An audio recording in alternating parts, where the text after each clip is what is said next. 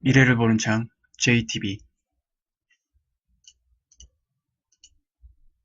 안녕하세요. JTB J입니다. 날씨가 많이 추워졌죠. 건강관리 유의하시고요.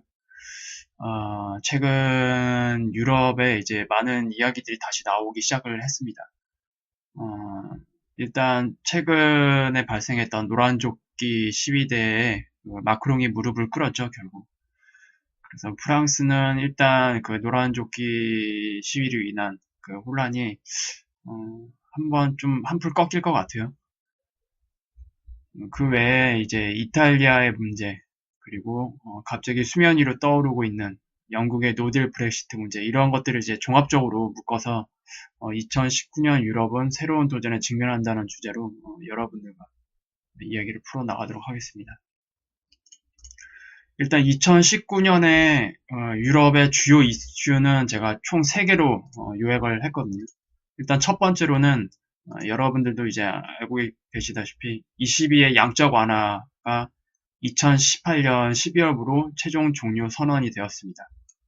그래서 어제 드라기 총재가 발표를 했고요. 그리고 두 번째는 이탈리아의 그 정치적 혼란 가중이 예상된다라는 이제 내용인데, 결국 포퓰리즘 정권이 이제 EU에 백기를 들었거든요. 그래서 이와 관련된 내용도 어, 유럽의 주요 이슈가 될 가능성이 높습니다. 그리고 영국의 노딜 브렉시트가 현실화된다라는 내용이 계속 이제 올라오고 있고, 이 가능성이 점점 올라가고 있어요. 그래서 새로운 정치적 이슈로 이제 부각이 예상이 되고 있는데, 이 세 가지 주제를 중심으로 해서 여러분들에게 어, 세부적으로 설명을 해드리도록 하겠습니다. 일단 22 양적 완화 종료가 이제 확정이 되었기 때문에 어, 사실상 이제 끝났죠. 긴축. 이제 긴축으로 이제 돌아섰기 때문에 그동안에 이제 유동성 파티는 거의 절반 정도 끝났다고 보시면 됩니다. 유럽의 경우. 하지만 정책금리 인상은 현실적으로 어렵기 때문에 금리 인상까지는 사실상 좀 어렵다고 봐야 돼요. 그간 마이너스 금리와 양적 완화 정책으로 유지해온 유럽은 이제 긴축 예산 편성에 집중을 해야 되는 상황입니다. 2019년부터. 그래서 이것 때문에 이탈리아랑도 계속 마찰이 있었던 거고요. 그리고 어, 이제 이탈리아뿐만이 아니라 다른 여러 나라들도 긴축 예산을 편성을 해야 되는데, 프랑스도 그 문제로 이제 국민들과 좀 갈등이 있었잖아요. 아마 이게 뭐 일부 국가에만 국한되는 게 아니고요. 다른 여러 유럽 국가들에게도 분명히 2019년부터는 영향을 미칠 것으로 저는 생각을 합니다. 그래서 결국 유럽들의 그 긴축 예산으로 인해서 어, 그것들이 국민들에게 피해가 갈 경우 국민들은 과연 그것을 어떻게 받아들일지, 이런 것들로 인해서 정치적 이슈를 계속 만들어낼 가능성에 이제 노출이 될 겁니다. 그리고 양적 완화 종료로 유럽 전반적으로 이제 본격적인 경기 둔화가 예상이 됩니다. 결국 유동성 투입이 이제 끝났기 때문에 어, 그 외에 이것으로 인한 뭐 소비의 하락, 뭐 이런 것들을 예상해 볼 수가 있고요. 각 기업들의 그 활동도 전반적으로 위축될 수밖에 없거든요. 그래서 이런 것들로 경기 둔화가 이제 조금씩 발생될 것으로 예상이 되고요. 그리고 이런 것들은 결국 유럽 무역 시장 상황이 좋지 않은 흐름으로 가게 될 가능성이 있습니다. 이거는 이제 수출 기업들에게 부정적인 영향을 미칠 건데, 우리나라 역시 유럽으로 이제 진출하는, 그리고 현재 유럽에 어느 정도 그 거래를 통해서 이익을 내고 있는 기업들에게도 분명히 좋은 소식은 아닐 겁니다. 그리고 미국 회사채 시장에서 유럽 자금이 어떤 속도로 빠져나가는지도 함께 확인해 볼 필요가 있고요. 2019년에 이런 것들을 이제 확인을 한다면 결국 어디서 더 큰 금이 가는지 이런 것들을 구체적으로 좀 찾아볼 수 있을 것 같습니다. 그리고 이제 이탈리아 예산안 삭감이 확정이 됐어요.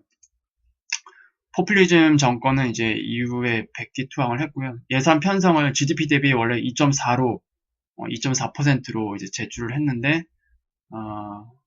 2.04%로 수정을 최종 완료했습니다.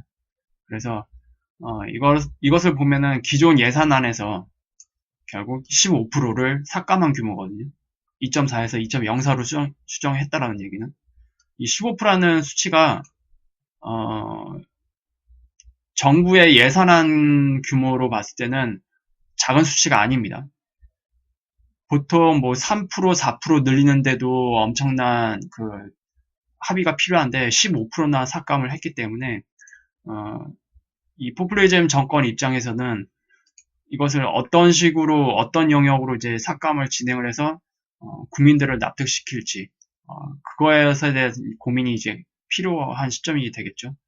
그리고 이번 이유가 이렇게 보여준 강경한 입장으로 볼 때는 지금 날로 심각해지고 있는 이탈리아의 그 대형 은행들의 구제 금융에도 난항이 예상이 됩니다. 그래서 이것들로 인한 그 문제도 2019년에는 좀 더 부각되지 않을까 예상이 되고요. 그리고 이탈리아 예산안 삭감으로 국채 시장은 반대로 안정을 찾았습니다. 그래서 이탈리아 그 10년물 채권을 이제 중심으로 해서 채권 투자자들이 유입이 되었는데요.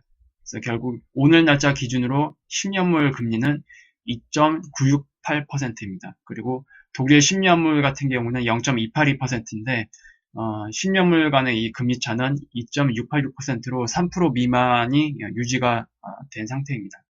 제가 지난 영상에서 이게 4%가 넘게 되면 굉장히 위험하다고 말씀을 드렸죠. 이태리 그 국채 자체.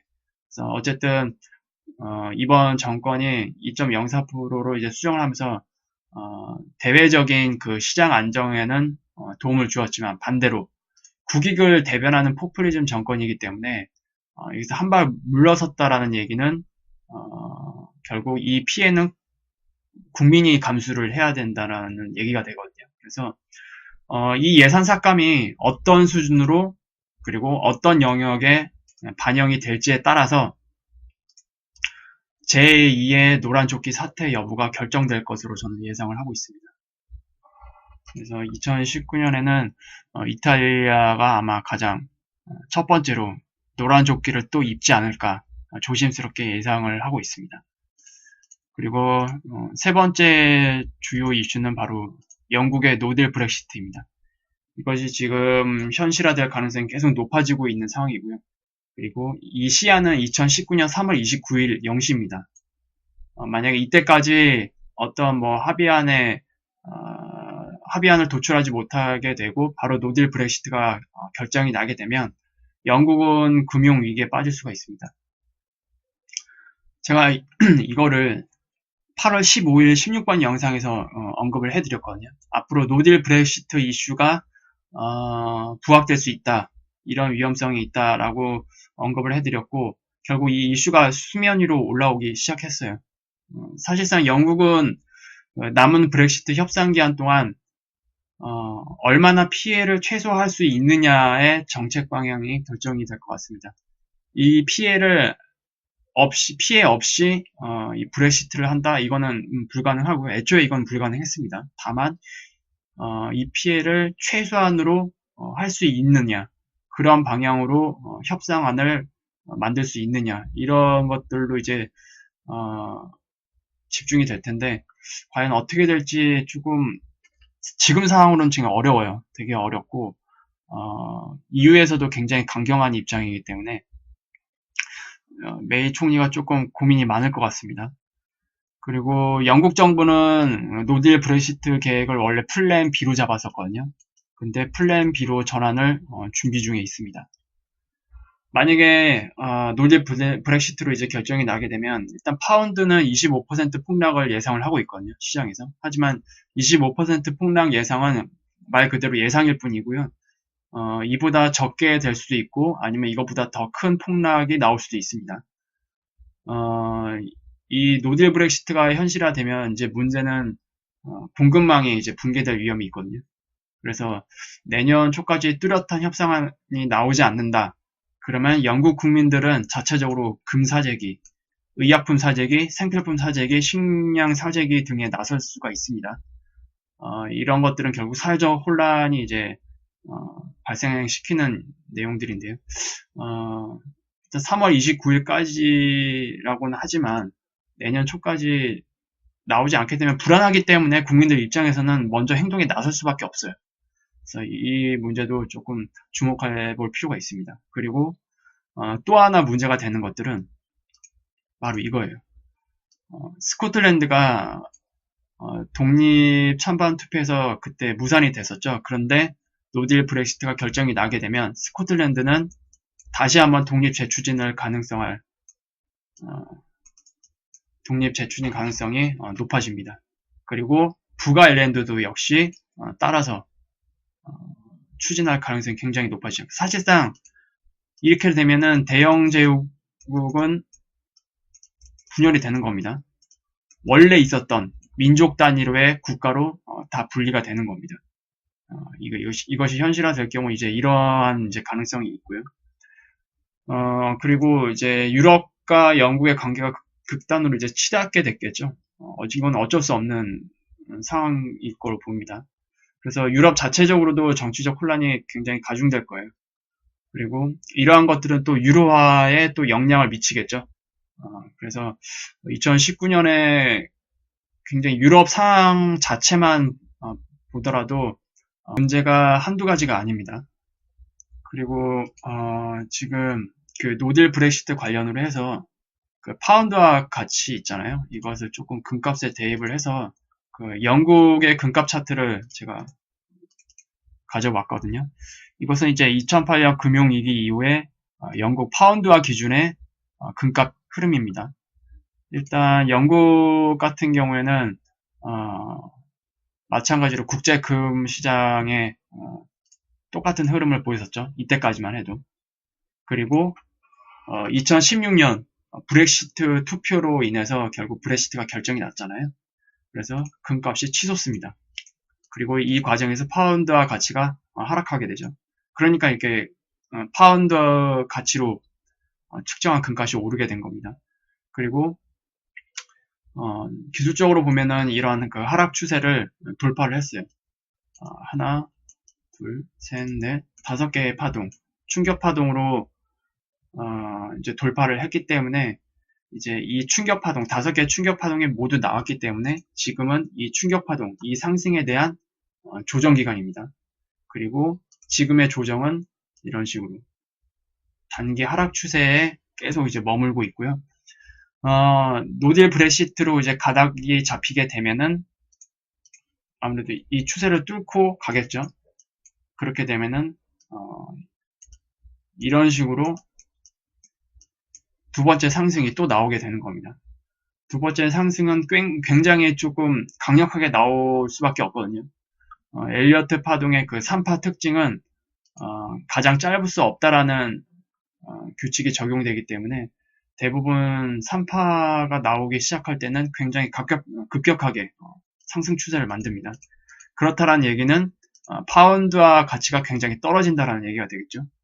그리고 이런 것들은 영국인들이 금값 사재기를 할 수밖에 없는 이유이기도 합니다.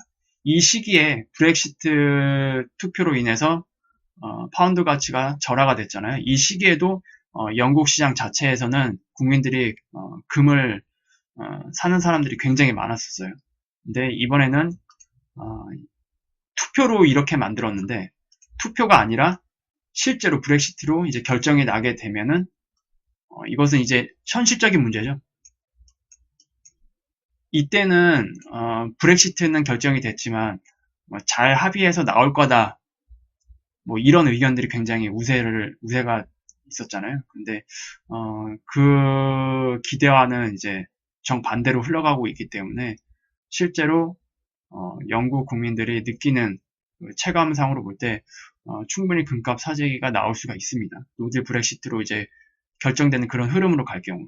그래서 여러분들도 이러한 그 국가별로 위기가 일어날 때마다 과연 금이라는 것이 어떻게 국민들에게 반영이 되는지 인식이 되는지를 내년에 다시 한번 확인해 볼 수 있는 그런 길이 되지 않을까 조심스럽게 예상을 해보고 있습니다. 그래서 오늘 영상은 이렇게 마무리하겠고요. 유익한 영상이 되셨다면 구독, 알람, 좋아요 부탁드립니다. 그럼 다음 영상에서 다시 찾아뵙도록 하겠습니다. 감사합니다.